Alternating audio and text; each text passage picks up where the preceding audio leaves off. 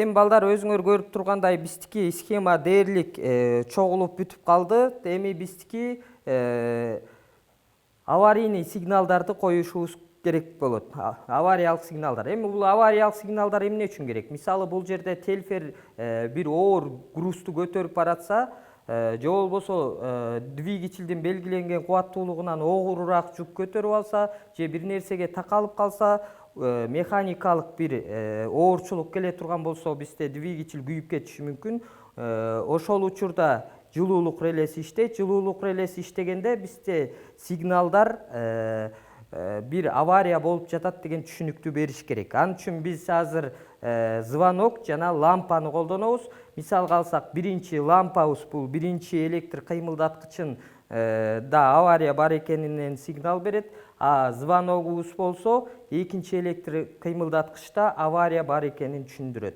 Эми туташтырууга монтаждоого кирсек,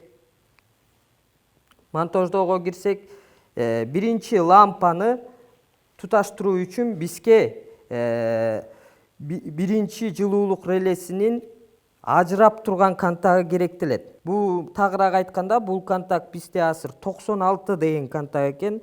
Бирок балдар, бул сандарга көп карабастан биз өзүбүз схеманын негизинде туура тандап алышыбыз керек. Бизге ошон үчүн тагыраак айтканда ажырап турган контагы деп айтыш туура болот.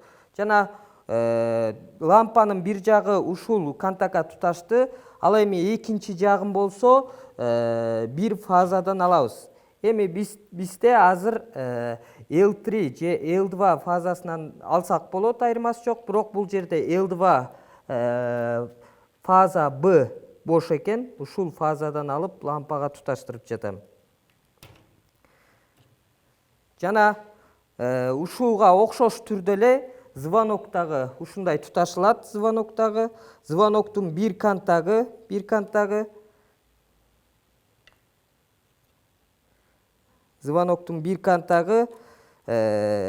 экинчи жылуулук релесинин ажырап турган контагына кошулат.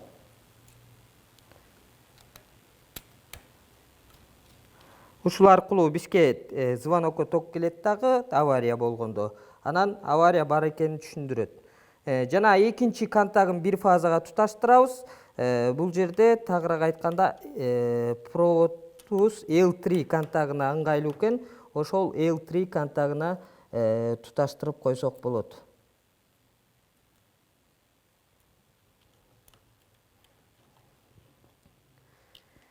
Демек, бизге фаза 2 лампабызга тең келди. Эми биз 0ду беришибиз керек. Себеби бизде бул 220 вольт чыңалууда 380 вольттуу лампабыз жана коңгурообуз көтөрө албайт. Ошол себептен биз бир тарабына 0ду туташтырышыбыз керек болот. Тагыраак айтканда, жылуулук релесинин ажырап турган контагынын чыгышын туташтырабыз. Бул жерде бизде 97 деген контак экен. Жана ушул эле жерден бир провод менен экинчи жылуулук релесине дагы перемичка кыла кетсек болот. Себеби бул экинчи жылуулук релесине дагы бизге 0 керек болот. Себеби ал жерде дагы коңгурообуз 220 вольтко ылайыкталган. Ошон үчүн буга дароо эле ушул жерден перемичка кылып койсок, эки авариялык сигналдарыбызга ток келип жетет. Бул тарабын 0го туташтырып коебуз, 0го.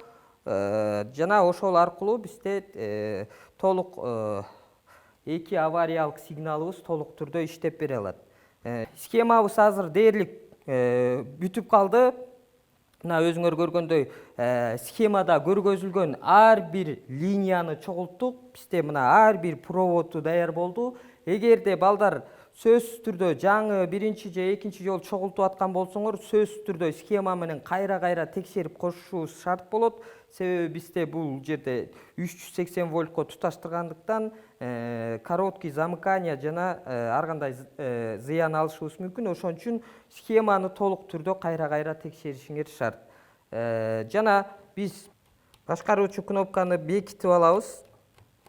Жана эгерде башкаруучу кнопканын корпусу темирден боло турган болсо, анда сөзсүз түрдө заземленияга туташтырышыбыз керек коопсуздук максатында. Азыр биздики пластмасса болгондуктан булар диэлектрик, электр тогун өткөрбөйт. Ошондуктан заземление кылуунун кереги жок. Урматтуу окуучулар, эми биздики 3 фазалуу түйүнгө туташтыруу калды, 380 вольт чыңалууга. Бул үчүн бизге атайын стендке туташтыруучу 3 провод керектелет. Жана автоматтык күйгүзгүчтүн 3 баштапкы контактысына туташтырабыз. Ушул аркылуу электр тогубуз баардык электр кыймылдаткычка, тактап айтканда баардык могу чогулган схемабызга 3 фазалуу ток келип жетет. Урматтуу окуучулар, азыр биз болсо 3 фазалуу түйүнгө туташтырабыз. Жана дагы бир жолу кайталап айтып кетчү нерсе, сөзсүз түрдө техника коопсуздугун толук сактоо менен туташтырышыбыз керек. Урматтуу окуучулар, анда бизде мына 2-3 фазалуу түйүнгө туташчу стендибиз бар.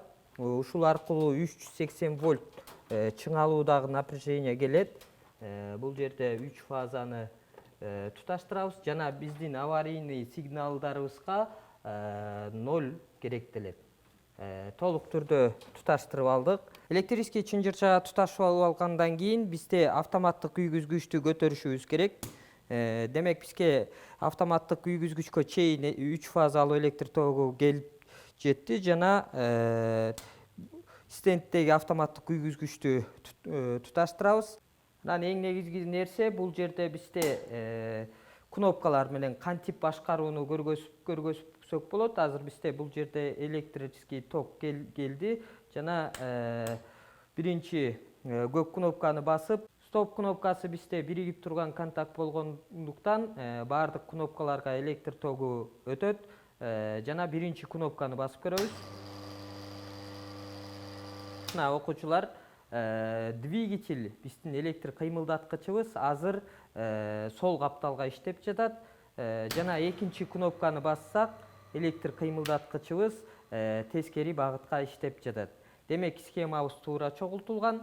Жана үчүнчү кнопканы бассак, экинчи электр кыймылдаткычыбыз бир тарапка айланып жатат, оң тарапка. Ал эми экинчи кнопканы бассак, экинчи электр кыймылдаткычыбыз ошо тескери багытка айланып жатат. Демек реверс толук түрдө ишке ашкан. Жана бул жерден защитасын, коргоосун, мындайча айтканда, эки магниттик кое бергич бирдей иштеп кетпес үчүн защита барбы, аны да текшерип көрөбүз. Мисалы, кнопканы бастык, жана ушул эле учурда экинчи кнопканы да бастык. Демек экинчи кнопка биздики защитасы бар. Жана экинчи кнопканы басып, ошол эле мезгилде биринчи кнопканы да басып көрөбүз. Бул жерде уже защитасы бар. Эч кандай короткий замыкание болгон жок. Демек защитасы толук түрдө аткарылган. Ошол сыяктуу эле экинчи двигательди да текшерип көрсөк болот. Басып, экөөнү бирдей бассак, демек защита бар. Эгер билбестен, мисалы, практикада экөөнү бирдей басып ала турган болсо, защита бар бул жерде дагы. Демек схемабыз туура чогултулган. Эми биздики жылуулук релесинин иштөөсүн текшерүүшүбүз калды. Техника коопсуздугун сактоо менен жылуулук релесинин иштөөсүн текшеребиз. Толук түрдө ишке киришкенби?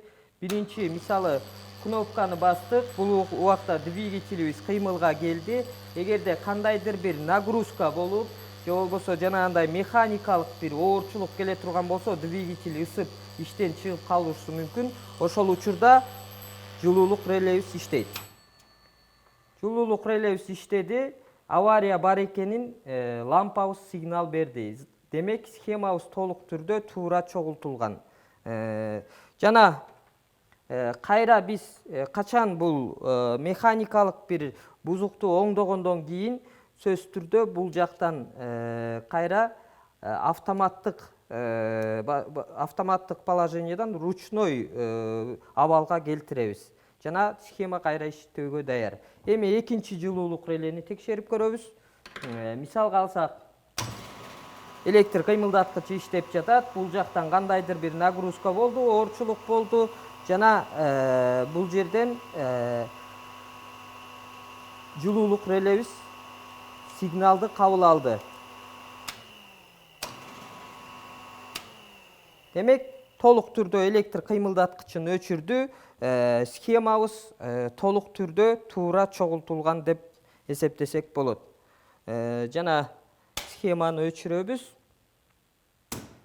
Урматтуу окуучулар, ушул схеманын негизинде силер эң керектүү бир биздин практикада заводдордо колдончу тельфер же болбосо кран балка деп да айтып жүрүшөт. Ошонун схемасын толук түрдө көргөзүп бердик.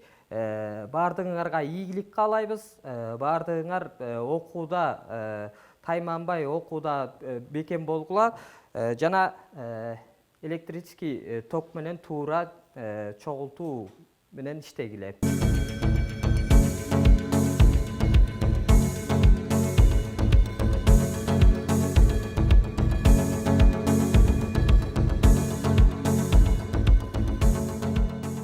Кыргыз Республикасынын өкмөтүнүн номер 67 токтому менен бекиген Кыргыз Республикасында 2021-2025 жылдары мамлекеттик тилди өнүктүрүү жана тил саясатын өркүндөтүү программасынын алкагында жасалган видео сабак.